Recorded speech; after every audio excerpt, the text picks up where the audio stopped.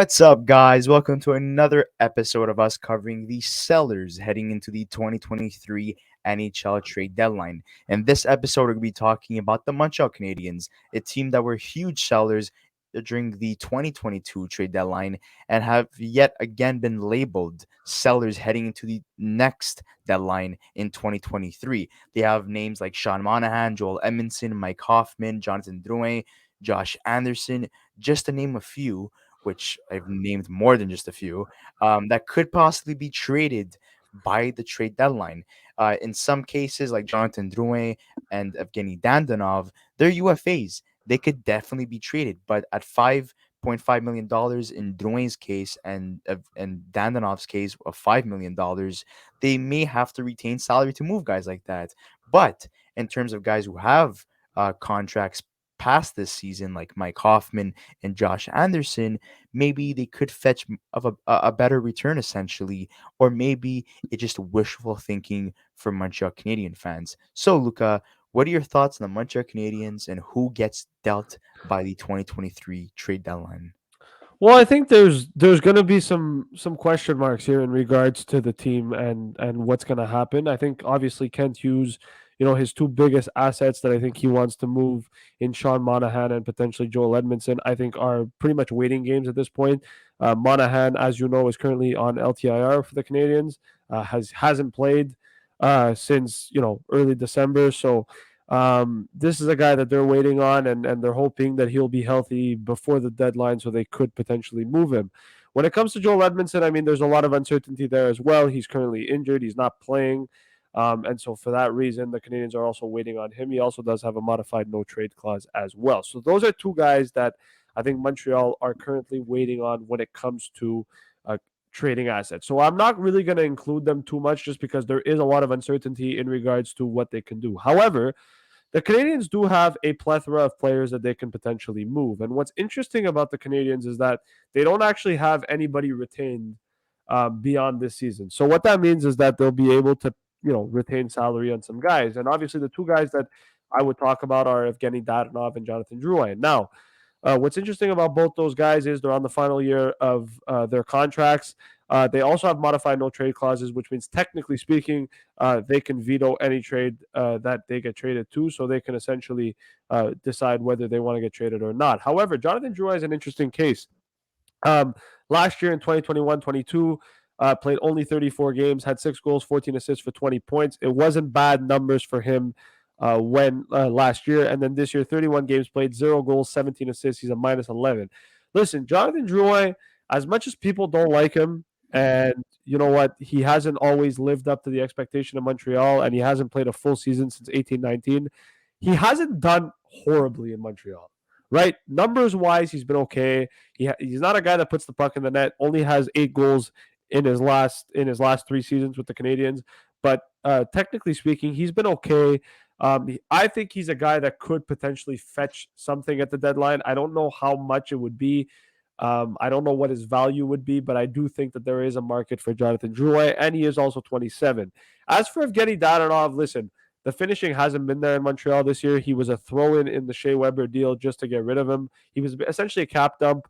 But look, 4 goals, 13 assists, 17 points in 45 games. The finishing hasn't been there for Dadonov. But you know what? This season, if you've watched a lot of Habs games, which obviously we have, I would say that Dadonov's worked extremely hard for the Canadians and has actually, looked good at times. I just think that he lacks the finishing. So I think he's a guy that could potentially get moved.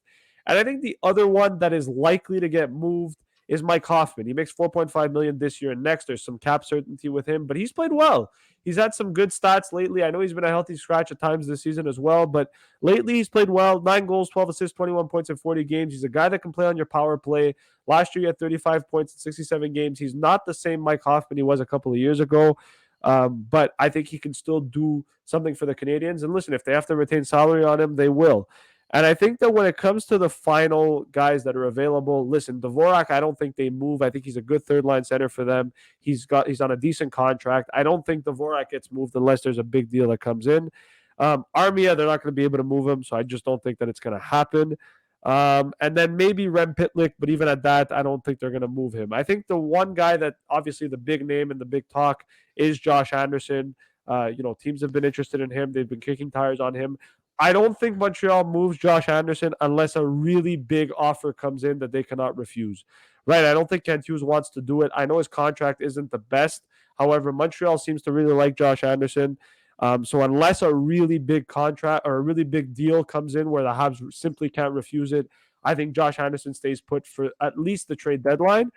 And then finally, just to kind of move on, there is one other guy that I think the Canadians can move, and that is a guy that's actually on LTIR, and that's Paul Byron.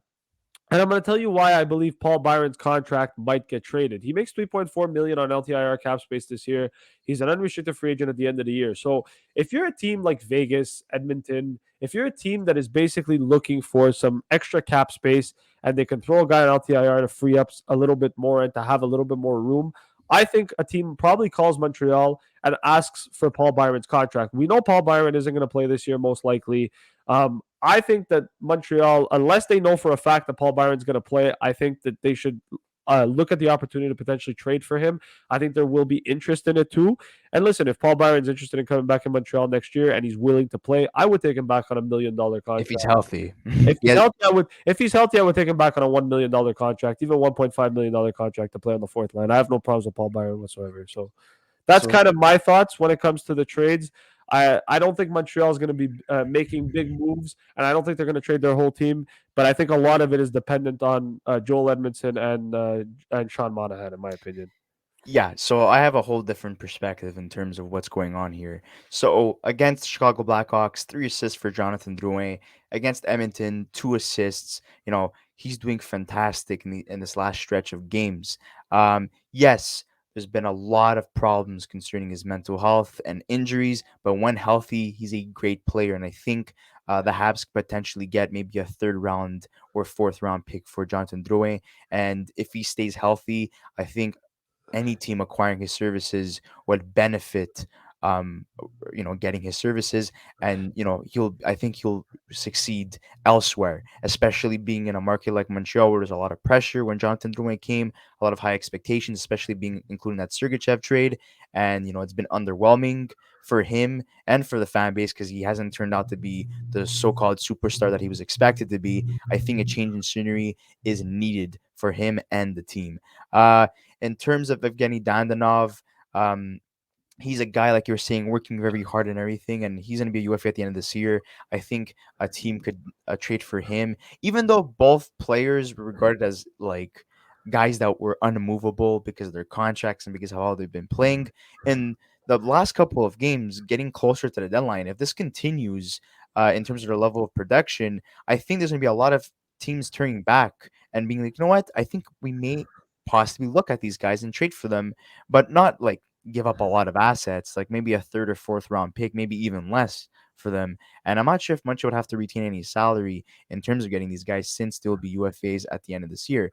In terms of Sean Monahan, it really comes down to his health, but I think the Canadians are going to want to fetch at least a first round pick plus for Sean Monahan. He had 17 points in 25 games, 6 goals and 11 assists. So, he was doing very well before getting injured. Mike Hoffman, pretty impressive season, even though his defensive numbers are not always the best. He's only a -2, surprisingly, and he has 21 points in 40 games, 9 goals and 12 assists. So, not bad for him. And all these guys that we're mentioning in terms of trade bait, they're in the top 8 in terms of stats on the Montreal Canadiens. Josh Anderson, 21 points, 52 games, 15 goals and 6 assists. Apparently they've turned down offers where teams are offering a first round pick for him because they want a lot more because they have a lot of respect and they value Josh Anderson very highly in terms of how he fits on the Montreal Canadiens roster. Christian Dvorak, another player who's been playing very good as of late. 23 points, 54 games, 9 goals and 14 assists. Another guy that I could see being moved. And in terms of like teams that are interested, Christian Dvorak last year he was connected to teams like the Boston Bruins. I don't think that happens, but Christian Dvorak, there's still time to trade him during the offseason or maybe at next year's deadline. Josh Anderson, too, they could wait during the offseason. There's been rumors that maybe they could use him to acquire Dubois from the Winnipeg Jets. We'll see if that happens. But they could also wait this offseason or next year because they're under contract. Same thing on Mike Hoffman during the offseason or next year, but guys that they need to get rid of, that they could put, most likely get assets for. Dandonov, Drouin, Monahan. These guys are going to be UFAs at the end of the year. At least get something for these guys as opposed to as opposed to walking for free and testing the free agency market. And there was also Joel Edmundson, who's under contract for another year past the season, where there's been a lot of interest too. And they want a first round pick apparently for Joel Edmondson. There's been teams like the Edmonton Oilers that have been interested in him, the Carolina Hurricanes, Los Angeles Kings, Boston Bruins, and Toronto. So that's another name that could be moved. And maybe a team does circle around David Savard, who's been playing a lot of great hockey, and he's a very good leader. And Nick Suzuki has said a lot of great things about David Savard, so maybe he could be moved at the deadline. Chris Wyman, he's a UFA. Maybe he could be moved at the deadline. He's only being paid league minimum, 762K. That's amazing for a defenseman of his quality. Guys like Jesse Yolonen, Raphael Harvey Pinard, and Michael Pizzetta, who are RFAs, will not be moved. They're gonna be, guys that are gonna stick with the team for the rest of the season, especially guys like Harvey Pinard that have been playing fantastic. It just allows you to want to move one of your forwards because you're like, this guy deserves playing time. He deserves special units. He needs to be played a lot more. So we could trade another asset. We feel comfortable doing that. So the Canadians are in a good spot in terms of assets. The question is, which teams will be interested? In terms of Sean Monahan, he's been linked to the Boston Bruins. He's been linked to Colorado. He's been linked to quite a few teams. But again, his health is a concern. So in terms of looking at all these players, at the end of the day, like I was alluding to before, it all comes down to who's available at the trade deadline. If the big names are gone and teams are getting desperate, then they could go after guys like Dandonov and Drouin and Mike Hoffman. So, I mean, I do believe that some of these guys will be traded. The Canadians are still in the process of rebuilding. They want to they have an opportunity essentially to draft Connor Bedard. But if they continue winning games, those chances will be very slim. So, with the deadline less than 2 weeks away, I would definitely start considering trying to move these guys. And a lot of players are dealing with injuries. Jonathan Taves, Patrick Kane. You don't want to wait too long. You want to capitalize on having healthy players, and you also want to capitalize on other teams' players being injured, because that makes your assets more valuable, because you're not going to be a team that's going to want to trade for, you know, basically injured players. You want healthy players that could perform Well, now up into the playoffs. Well, I think one of the things too that people need to take into consideration is that I know that Kent Hughes, is very he doesn't make trades unless he has to make a trade, and what that means is you go look at Ben Sherratt last year. He traded him for a first round pick, but he waited until pretty much the week before the deadline or a couple of days before the deadline to make that move, right?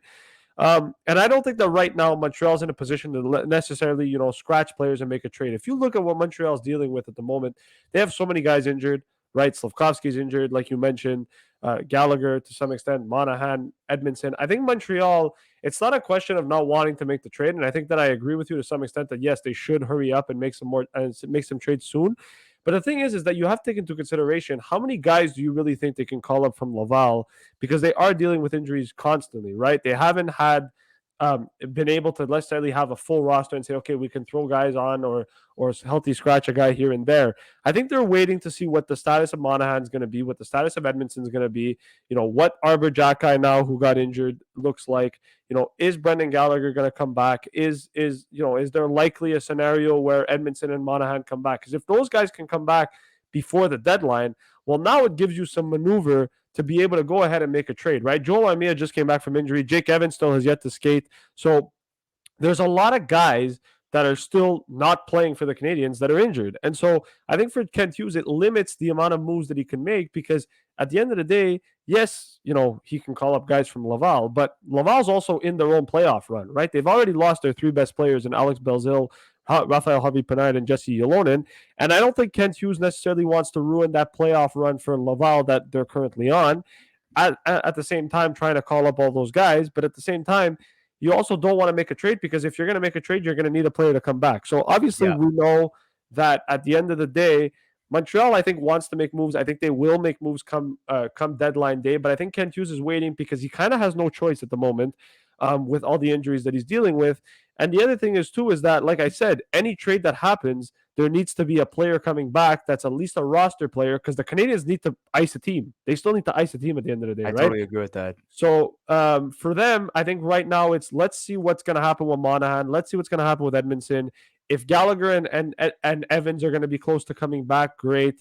Let's see what happens with Arbor Jackeye too to some extent, and then I guess as the weeks go by, it's going to give it a clearer picture for Kent Hughes and be able to make more trades coming in. So that's how I see it, at least. If it was the start of the season where they had way too many guys, Yeah, then yes, I would see them, potentially liquidating a lot of these guys. But because they've got hit by the injury bug, essentially, they're very limited. They need to yeah, ice the team, essentially. They can't just liquidate everybody. Who are they going to have to play games? You that's need it. to They have a need guys team. playing. And you also don't want to affect, like you were saying, Laval's playoff run. If you call up some other guys, the quality in Laval is reduced after. You're not going to have guys producing at a high rate level to help Laval potentially win the cup in the AHL. So obviously you have to take that into consideration. And again, you're not going to trade anybody just for the sake of trading Yeah. guys. You need to get good value. And if they can't get good value for Dandanov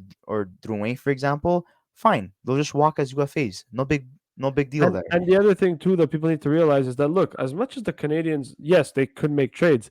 Let me just list you something. They've got two first round picks, 1 second, 1 3, 3/4, 2 5ths, a sixth, and a seventh. Okay, and then you want to freak out even more. 2024 first round pick, second round pick, third round pick, fourth round pick, fifth round pick, sixth round pick, seventh round pick, and then in 2025 they have two first rounders, a second, a third, a fourth, a fifth, a sixth, and a seventh. Montreal has a bunch of draft picks. Yes, they can get more, and I think they will get more during the trade deadline. But Montreal is not in desperate need of draft picks. They're also not in desperate need of acquiring a first round pick. I know Kent Hughes has talked about potentially getting a third one. I don't know what the likelihood is of that. Like I said, it's going to be dependent on what happens with Josh Anderson, Sean Monahan, and Joel Edmundson. But I think for Kent Hughes, in terms of acquiring draft picks, he will make moves, guys. Before March 3rd, if anyone in Montreal is worried about Kent Hughes not making a move, there will be trades coming before March 3rd or on deadline day. I can guarantee it 100% that that's going to happen. The Guaranteed. and this is the my essentially my concluding thoughts on what's going to happen. Kent Hughes wants the team to lose, even though there's been good development, Yeah. because everyone wants a chance to draft Connor Bedard. And you would be crazy not to, right? Not only that, it is amazing to see that many of the trade assets in Montreal have been stepping up their game very close to the deadline, which is the best thing you can ask for as a Yeah, general absolutely. manager in the Absolutely. hockey league, in the NHL, okay, and this league. So that's another positive. So even though the Canadiens are winning games, at least their trade assets are increasing in terms of value. So there will be players that are traded. But And not only that, it's helping their development too. Look, I know, people are going to say, oh, well, development of what? Well, Jordan Harris, Justin Barron have played really well. Raphael Harvey Pinard looks like a guy that could make the NHL as of next year. Jesse Yolonen, right? So there are still guys that are developing as well. Kirby Doc is playing fantastic hockey. So there's that as well to take into consideration. So it's not all bad in terms of winning games. Obviously, if you're Montreal, you want to win, you want to lose more. And I think fans want that too. But listen, they're not out of it yet. There's going to be trades that are going to happen. The Canadians have the second toughest schedule in the NHL from now till the end of the season. There's not a reason to panic just yet. They're not making the playoffs, guys, so don't stress too much about this. And they're on a 4-game road trip where they play New Jersey, Carolina, and Toronto. Let's calm it down a little bit here. and the last thing I was gonna say that I wanted to attach to my concluding Yeah, statement essentially is that the Montreal Canadiens have the most assets heading into the trade yeah, deadline that they could agreed. trade, but they don't have the most valuable assets. No, That's the difference in terms of comparing them to teams like the Chicago Blackhawks, the Vancouver Canucks, for example, or the Philadelphia Flyers, yeah. just to name a few. So yes, they have a lot of assets they could trade, but it doesn't mean they're going to get significant trade value for them in terms of assets. So, Agreed. guys, we'd like to say thank you so much for watching this episode. Don't forget to like this episode, subscribe to our channel if you haven't already, and let's hope for some more trades because it's been fairly quiet these last couple of days, and we cannot wait to break down a trade very soon. So, guys, we'll see you on the next episode of the Young Guns podcast.